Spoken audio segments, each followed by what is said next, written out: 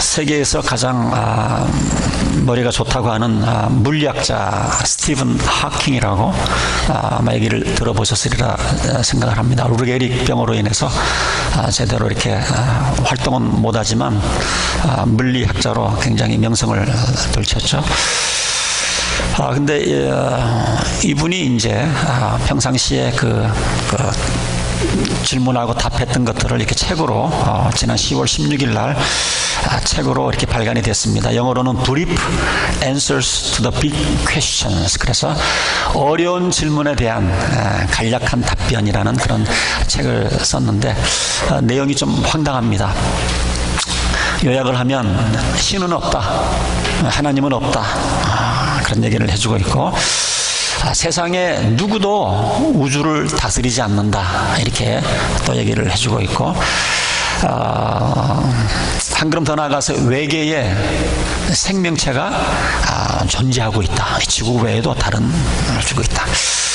또 과거로 여행도 이제 가능할 수가 있고, 인간은 수백 년 안에 이제 태양계 어디든지 여행하게 될 것이다, 이렇게 예측을 했습니다.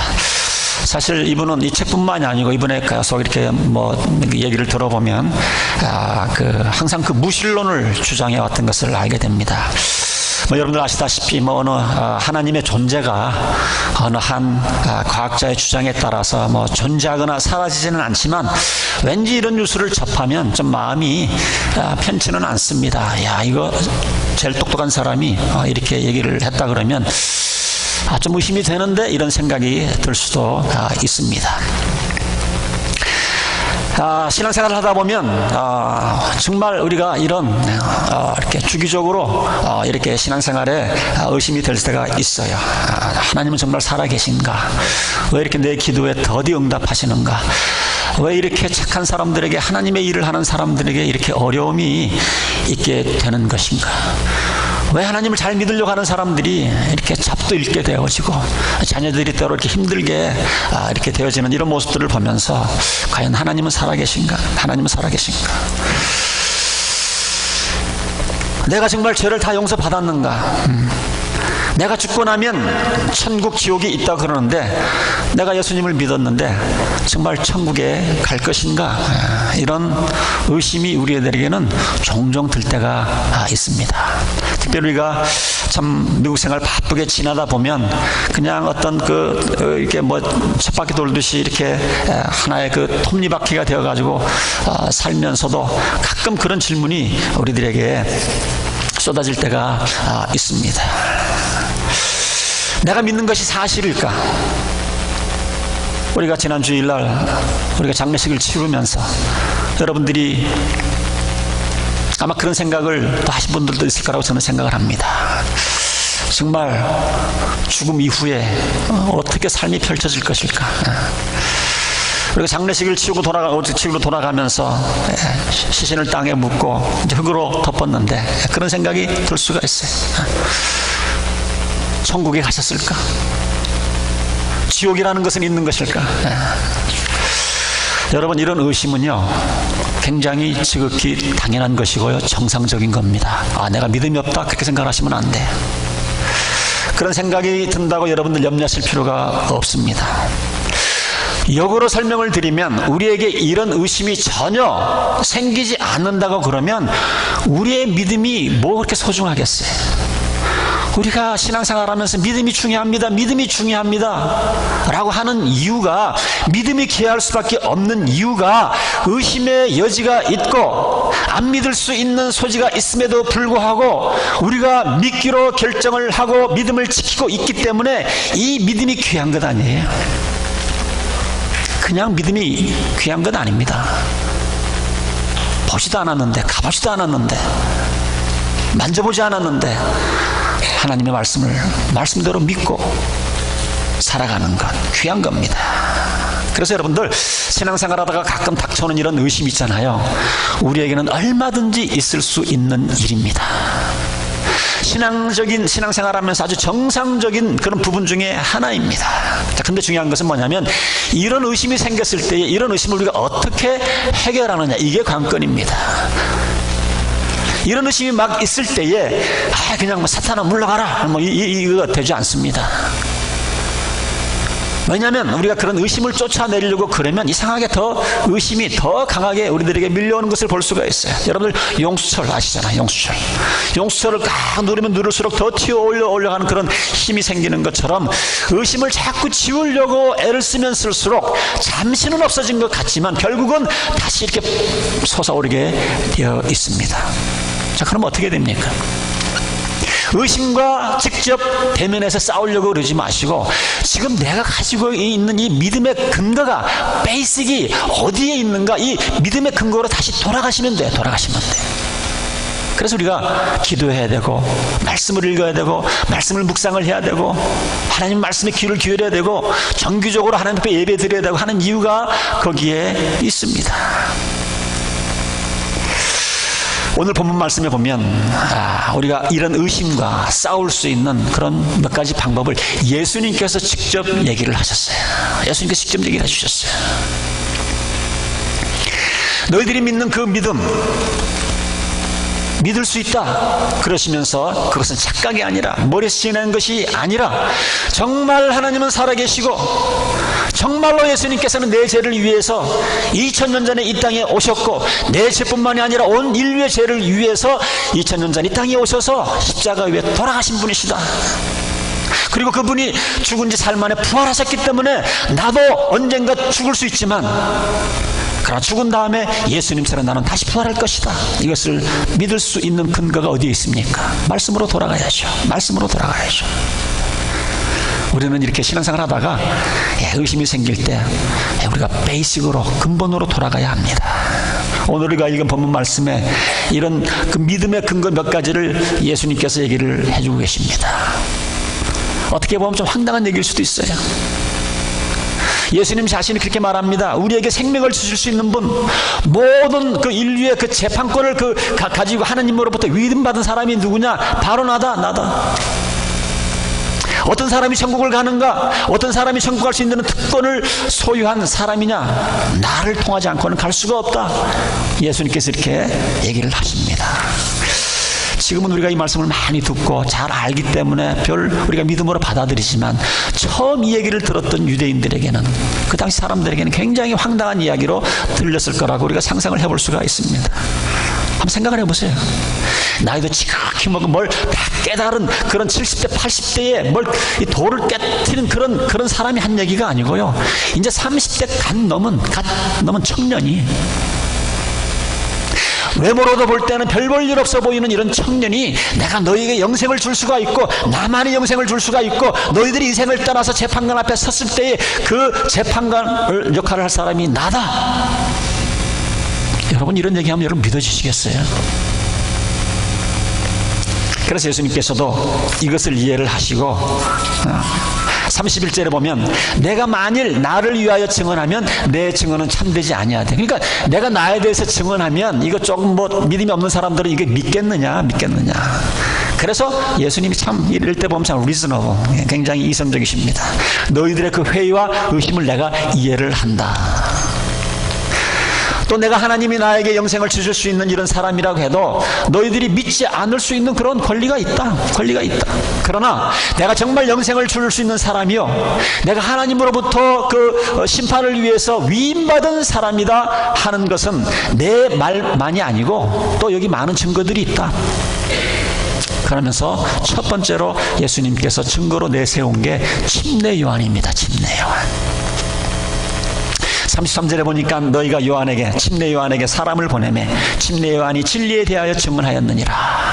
여러분, 지금 여기 침례 요한이 나타나기 전까지는요, 구약 성경의 이 말라기가 마지막 그 예언자입니다. 그리고 예언자 하나님께서 사용하시고 한 400년 동안 하나님께서 침묵을 하셨어요. 400년 동안 침묵이 있은 다음에 그 다음에 첫 번째로 하나님께서 내세운 예언자가 침례 요한입니다. 침례 요한. 이 사람은 그냥 인간의 눈으로 봐도 좀 별난 사람이었습니다. 저 사람은 하나님의 사람이다 할 만한 이런 여러 가지 자격을 갖춘 사람입니다.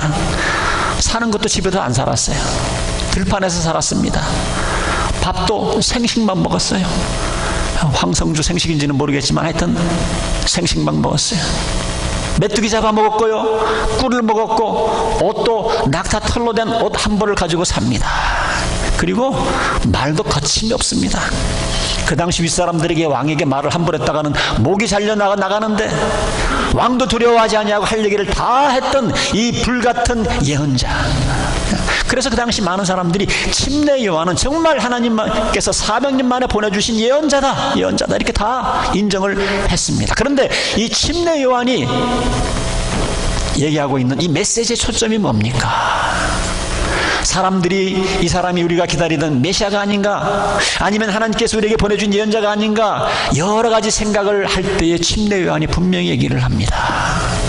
내가 이 세상에 온 것은 어떤 사람이 올 텐데 그 사람의 길을 딱 끌어왔다. 나는 그 사람의 길을 딱 끌어오는 거고, 바로 이 예수가 그 사람이다. 예수님에 관해서 예수님이 나타났었을 때 바로 이분이 우리가 기다리는, 내가 그 길을 준비하라고 명령받았던 그 장본인이 바로 저 어린 양 예수다. 세상 죄를 지고 가는 어린 양을 보라. 그러니까 너희들이 내 말을 못 믿겠으면 우리 침례 요한이 한 얘기를 들어봐라. 그러면서 침례 요한을 얘기를 합니다. 오늘 본문에서 예수님이 그것을 말씀하고 계신 겁니다. 내가 하나님의 아들이다, 나 혼자 얘기하면 너희들이 믿지 않아도 좋지만 너희들이 다 인정하는 침례 요한이 나에 대해서 뭐라고 얘기를 하고 있는가? 우리가 가진 믿음이 정말 실체다, 착각이 아니라는 첫 번째 믿음의 근거는 침례 요한이 한 얘기를 잘 종합을 해보아라.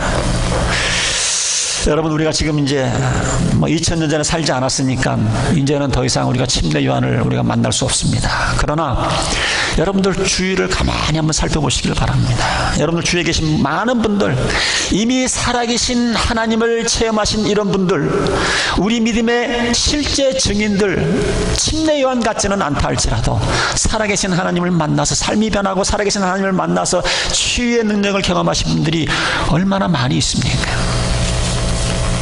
그리고 그 사람들이 예수님을 만나서 얼마나 많이 생활이 변하고 있습니까? 몇 가지 예를 좀 들어볼까요? 어떤 분들은요, 아버지 장례식 때에도 눈물 한 방울 흘리지 않았다는 그런 남자들이 있습니다. 그런 사람들이 예수님을 만나고 예수님을 영접하고 찬송만 부르면 눈물을 흘립니다. 세상에 나밖에 없는 것처럼 교만하던 사람이 남들과 어떤 문제가 생기든지 그러면 이것은 내 탓이 아니고 항상 상대방 탓이라고 했던 그런 사람이 이제는 내가 잘못했어요. 옛날에 죽어도 자기 잘못했다는 소리 안 했던 사람입니다. 그러나 예수님 만나고 난 이후부터 삶이 변한 거예요. I'm sorry. 내가 잘못이야. 내가 문제였어. 회개를 하기 시작을 합니다. 술, 담배, 노름, 마약 이런 것들이 끊어지지 않아서 애를 쓰던 사람들이 예수님을 만나서 이런 것들을 끊고 세상을 시작하는 사람들도 많이 있습니다. 자, 하나님이 계시지 않냐면 어떻게 이런 일들이 일어나겠느냐? 우리 주위에 변화된 신앙생활을 하는 사람들을 한번 봐라. 하나님을 만났다고 하는 이런 사람들, 이런 간증들을 한번 들어봐라. 이것이 우리가 근거 있는 믿음이지 않겠는가? 또 우리 주위에 그런 증인들이 하나둘이 아닙니다. 우리가 얼른 생각할 때는 여러분들 그러죠. 그 종교를 갖는 거는, 예수 믿는 거는 실패한 사람들, 마음이 연약한 사람들이나 하나님을 믿고 종교를 믿고 예수를 믿는 것이지. 여러분들 그렇지 않습니다. 우리 주위에는 마음이 강한 사람도, 우리 주위에는 성공한 사람들도 예수님을 구세주와 주님으로 영접해 하나님의 자녀가 된 사람들이 많이 있습니다. 실패한 사람만이, 아픈 사람만이 예수님 만나는 게 아니에요. 예수님을 믿는 사람들은 어려움만 있는 사람들이 믿을 것 같지만 아닙니다. 우리 주위에는 부족한 것이 하나도 없는 그런 분들이 있는데 그런 분들도 예수 믿는 사람들이 있어요.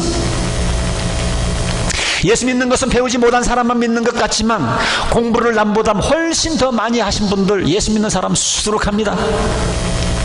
제가 가끔 얘기는 하지만 한국을 대표하는 지성인 이어령 씨, 한국에 한번 문화부 장관까지 하셨고 지금은 예수 믿고 이제 그 기독을 변증하는 그런 학자로 살아갑니다. 그분도 예수님을 영접을 했어요. 예수님은 정말 살아계시고 하나님의 아들이시고 지금도 우리와 삶을 살아주시기 때문에 그런 간증이 가능한 것 아닙니까? 침례 요한 시대뿐만이 아니고 2000년뿐만이 아니고 지금 우리가 살고 있는 이 세대에도 하나님이 살아있다, 하나님 살아계신 하나님을 만났다고 하는 그런 증언들을 우리는 많이 들을 수가 있습니다. 이것들을 다 착각이라고 말하기에는 너무나 많아요, 그런 사람들이. 우리는 이런 증언들 때문에 내가 가진 믿음은 헛된 믿음이 아니고 근거 있는 믿음이고, 내가 가진 믿음은 실제적인 믿음이고, 주님께서는 지금도 살아 계시는구나 하는 것을 우리가 확인할 수가 있습니다. 제가 아는 목사님 한 분은 박사학위가 3개 가지신 분이 있어요. 그 박사학위도 그냥 뭐 아무 데나 싼 게 아니고 정말 유명한 대학에서, 미국에서. 근데 이분이 나중에 변화받고 목사가 됐습니다. 목사가 됐어요. 근데 그 교인 중에 한 사람이 그런 고백을 했다고 그래요. 내가 왜 예수님을 영접을 하고 하나님을 아버지로 내가 왜 이렇게 고백을 이제 하기로 했는가, 예수를 믿기로 작정을 했는가. 나는 성경을 잘 모르고 목사님처럼 다 성경이 이해되는 것은 아니지만 가만히 보니까 목사인 당신은 나보다 떨어지는 것이 하나도 없고 박사학위가 그렇게 많고 당신이 그렇게 하나님을 믿고 예수님을 믿는 거 보니까 나도 믿는 게 좋겠다. 그래서 또 예수님을 또 믿는 분이 있습니다. 우리 주위에 얼마나 많은 사람들이 사랑하시는 하나님을 증거를 하고 우리를 변화시켜 주시고 우리 삶 가운데 축복을 가져다 주시는 이 하나님의 능력을 체험을 하고 간증을 합니까? 여러분, 이것이 첫 번째 우리가 믿음의 근거로 우리가 뿌리를 내릴 수 있는 그런 증거입니다. 우리에게는 이런 수많은 증거들이 있어요. 그래서 예수님께서는 내가 나 자신에 대해서 내가 영생을 줄 권리를 가졌다, 내가 사람을 심판하는 이런 권리를 위임받았다, 나 혼자 얘기하는 것이 아니라 침례 요한이 얘기하는 것을 들어보아라. 그리고 우리 주위에 지금도 살아계신 하나님을 만나서 증거하는 사람들이 많이 있지 않습니까? 34절에 보니까 그러나 나는 사람에게서 증거를 취하지 않노라. 혹시나 또 이제 사람을 통해서 증거를 취하는 게 모질할까봐 계속해서 예수님이 그러나 나는 사람에게서 증거를 취하지 않노라. 다만 이 말을 하는 것은 너에게 구원을 얻게 하려 함이라. 그래서 내가 그렇게 침례 요한의 그 증언 때문에 내가 꼭 하나님의 아들이다 하는 것을 너에게 증명된다고 생각하지 않는다, 이겁니다.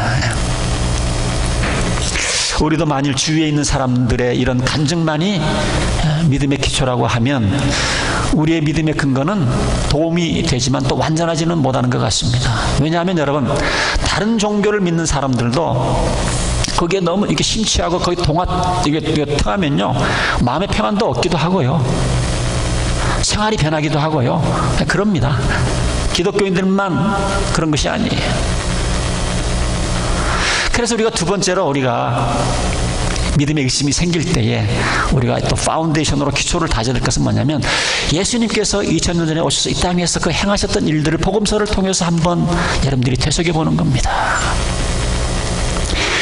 36절에 보면 예수님께서 이렇게 말씀하셨어요. 내게는 요한의 증거보다 더 큰 증거가 있는데 아버지께서 내게 주사 이루게 하시는 그 역사, 나를 통해서 그 하시는 그런 일들, 그거를 보면서 이 사람은 하나님께서 보내신 사람이라는 것을 너희들이 믿을 수 있지 않겠는가. 예수님이 지금 하시는 얘기가 그겁니다. 자, 지금 예수님께서 유다인들과 논쟁이 붙기 전에 어떤 일이 있었는 줄 아십니까? 38년 된 기동을 못하는 이런 환자를 고치셨어요. 38년 된. 순간적으로 고치셨습니다. 그러면서 예수님이 하는 얘기가 이게 그냥 사람의 힘으로 될 거냐? 이게 우연히 일어난 거냐? 이런 일이 자주 일어났느냐? 이겁니다. 하나님께서 개입하지 아니하고 어떻게 38년 동안 거동을 하지 못하는 사람이 고침을 받을 수가 있겠는가? 일어나서 걸을 수가 있겠는가? 예수님께서는 그래서 언제든지 믿지 않는 유대인들에게 너희들이 나를 믿지 않더라도 나를 통해서 이렇게 역사하시는 이런, 나를 통해서 하나님께서 일하시는 것들을 한번 잘 보아라. 요한복음 10장 38절, 나를 믿지 아니할지라도 나를 통해서 하나님께서 역사하신 그 일을 믿어라. 그러면 너희가 아버지께서 내 안에 계시고 내가 아버지 안에 있는 것을 너희들이 깨달을 수 있지 않겠는가? 맞지 않아요?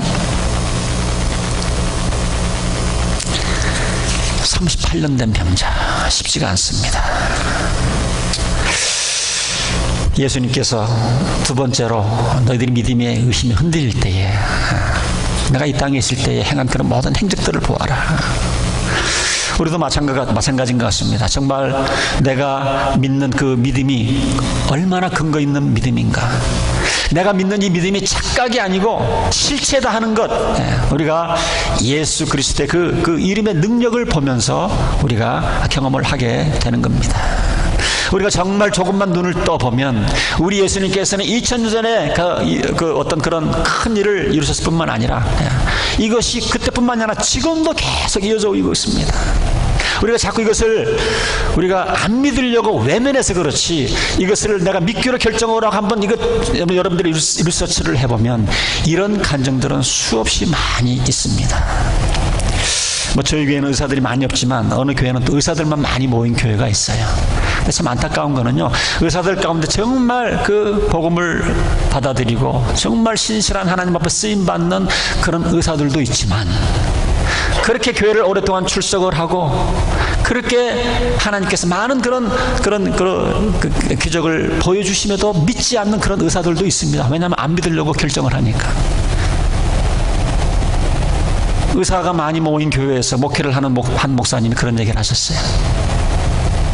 그냥 의사들 모임이 있어서 교회에 나오긴 나오는데 아직까지도 예수 안 믿는다는 거예요. 근데 더 황당한 거는 이분이 의사인데 암에 걸렸어요. 뭔 암인지는 모르겠는데 암에 걸렸습니다. 그래서 온 교인들이 또 기도합니다. 근데 어느 날 목사님이 그 기도를 하는데, 그 의사에 대해서 기도를 하는데, 그 의사가 하나님께서 병을 고쳐주시겠다는 그런 확신을 기도 가운데 확인을 하고 그 의사 선생님에게 얘기를 합니다. 다시 한번 가서 병원에 가서 한번 엑스레이를 찍어보시죠.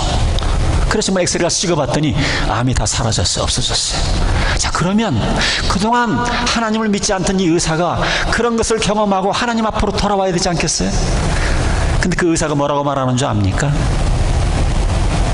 엑스레이를 찍을 때 어떤 때는 음식이 남아가지고 그럴 수 있다는 거예요. 엑스레이를 찍기 전에 보통 3, 4일 동안 아무것도 먹지 못하게 합니다. 거기에 엑스레이를 찍으면 걸릴 게 없어요. 분명히 하나님께서 고쳐주신 거예요. 성도들의 기도를 통해서 고쳐주신 겁니다. 그런데 의사가 안 믿으려고 작정을 하니까 엑스레이가 잘못 찍힌 거다. 우리가 자꾸 믿지 않기로 마음을 먹었고 눈을 딱 닫아서 그렇지. 여러분, 지금도 우리가 이렇게 눈만 떠서 가만히 보면 2000년 전에 역사하셨던 그 예수님의 능력이 지금도 나타나는 거 우리가 봅니다. 제가 이런 설교를 하니까 어떤 분은 그래요. 뭐 다른 종교에서도 뭐 도를 통한 사람들이 뭐 이렇게 자기 나름대로 뭐 열심히 기도하니까 뭐 병이 낫던데요. 병 낫습니다. 이런 유튜브를 뒤져보시면요, 다른 종교에서도 열심히 누군가에서 기도를 했더니 병 낫다 하는 그런 간증들이 유튜브에 올라와 있습니다.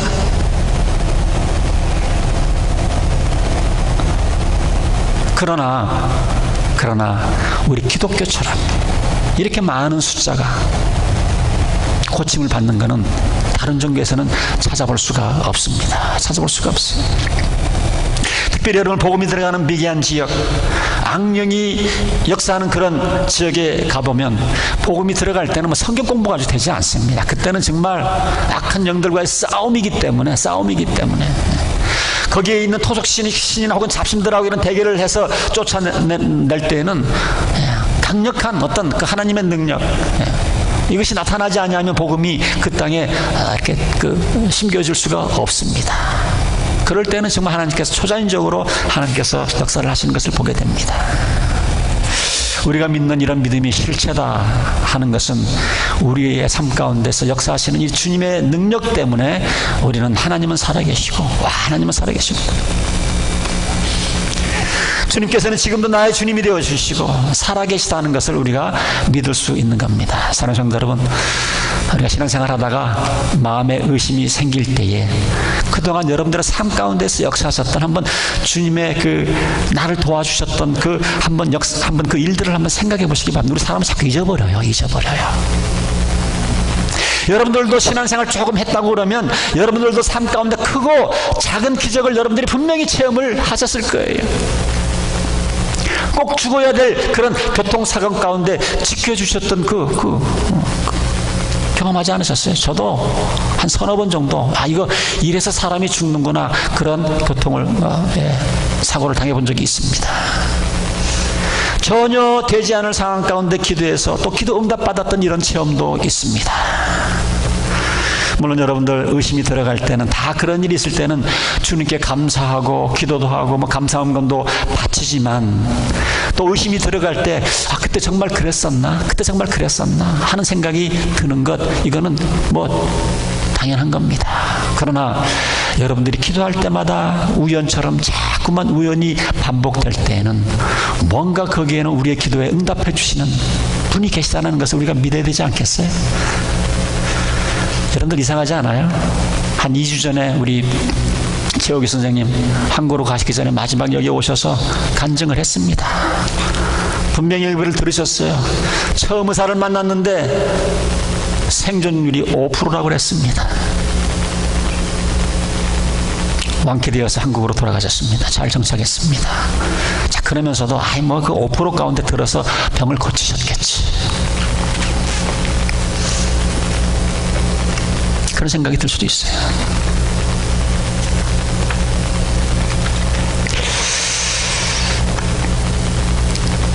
아까 내가 말씀드린 것처럼 다른 종교에서도 병을 고치는 일이 있더라고요.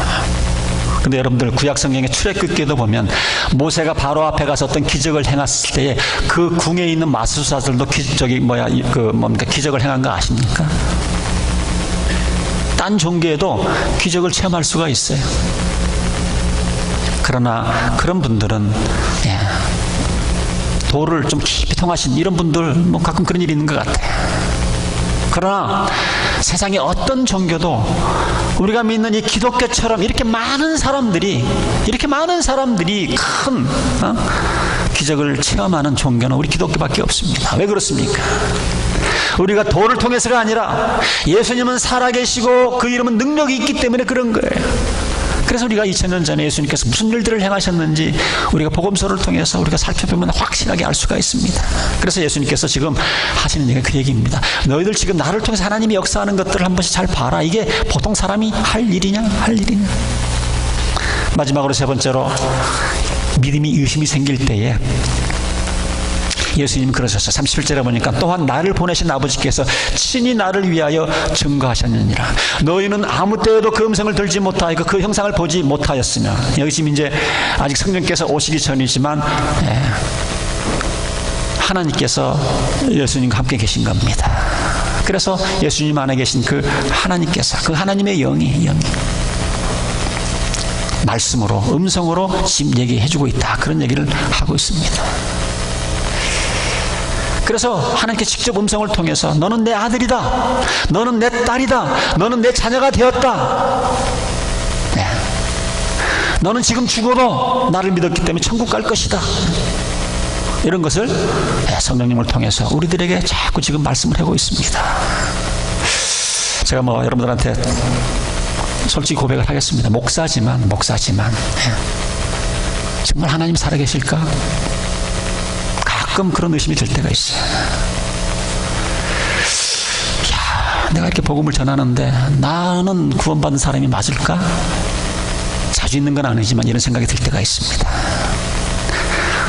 좀 내가 피곤할 때, 또 오랜 생활 기도했는데 그 기도 제목이 응답되지 않을 때에, 내가 정말 구원받은 사람이고 정말 성령께서 계시다고 그러면 내가 이만큼 신앙생활을 하고 내가 이만큼 성경을 알고 성경까지 가르쳤는데 아직도 내 안에 남아있는 이런 못된 습관, 성격, 변하지 않는 이런 모습을 보면서 고민을 합니다. 이거 정말 내가 구원받은 사람인가? 내 안에 성령께서 계신 것인가?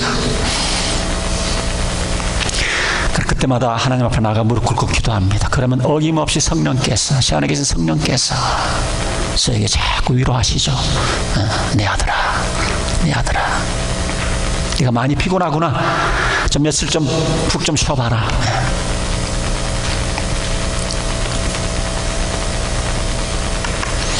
지극히 정상입니다. 우리가 신앙생활 하면서 그런 의심이 들 때가 있어요. 네가 정말 구원받았다 생각을 하느냐? 그럴 때마다 여러분들 기도할 때마다 내 안에 계신 성령께서 말씀하실 때는 세미한 음성이라고 그러죠. 세미한 음성. 세상의 소리가 아닙니다. 성령께서 여러분들에게 들려주시는 음성입니다. 행준아, 너는 내 아들이다. 네가 지금 아직도 실패하고 아직도 크리스찬다운 삶을 살지 못하지만 그러나 네가 처음 예수님 만났을 때보다는 그래도 많이 변하지 않았는가? 이렇게 나를 격려해 주시는 그 세미한 음성, 이런 것들. 로마서 8장 16절에 보면 바울은 이런 얘기를 합니다. 성령이 친히 우리 영과 더불어 우리가 하나님의 자녀인 것을 증언하시나니. 여러분들도 이런 좀 경험이 닿기를 바랍니다. 기도하는 가운데 내 안에 계신 성령께서 우리가 하나님의 자녀인 것을 속삭여 주시는 거예요. 속삭여 주시는 거예요. 우리가 의심 가운데 있을 때에 마귀는 그 의심을 꼬투리로 잡아서 우리에게 더 큰 의심을 심어주고 하나님에 대한 불신뢰와 하나님에 대한 원망을 심어줍니다. 그러나 여러분들이 정말 예수님을 주님으로 영접해서 그래서 내 안에 성령이 계시다고 그러면 그 성령님을 통해서 세미하게 들려주시는 그 하나님의 음성을 여러분들이 들으실 수 있어요. 너는 내 딸이다. 네가 죄와 싸우려고 하는 그 노력을 내가 고맙다. 내가 안다. 지금은 아직 그 자리에 도달하지 못했지만 조금 있으면 너도 정말 내 뜻대로 점점 잘 사는, 말씀대로 사는 그런 사람이 될 거다. 내가 그렇게 만들어주겠다. 다시 일어나. 툭툭 털고 일어나. 의심을 깨치고 다시 나를 믿어봐. 나를 믿어봐. 여러분, 이런 음성에 귀를 기울이셔야 돼요. 성령께서 이런 것들을 약속을 하셨고 우리가 의심의 순간에는 성령께서 친히 이렇게 우리들에게 말씀을 해줄 수가 있습니다. 여러분, 신앙생활 하다가 의심이 생길 수가 있어요. 목사님 저도 생길 수 있다 그러면 여러분들도 생길 수가 있는 확률이 많습니다. 그럴 때 오늘 제가 여러분들에게 말씀드린 이 세 가지, 여기에 근거하셔서 그 의심들을 다 떨쳐버리시고 정말 여러분들 그 그리스도를 통해서 여러분들에게 하게 주신 그 믿음을 귀하게 생각하시고 그 믿음을 더욱더 굳세게 지켜나가시는 저와 여러분 되시기를 주님의 이름으로 축원드립니다. 기도하겠습니다. 기도하겠습니다.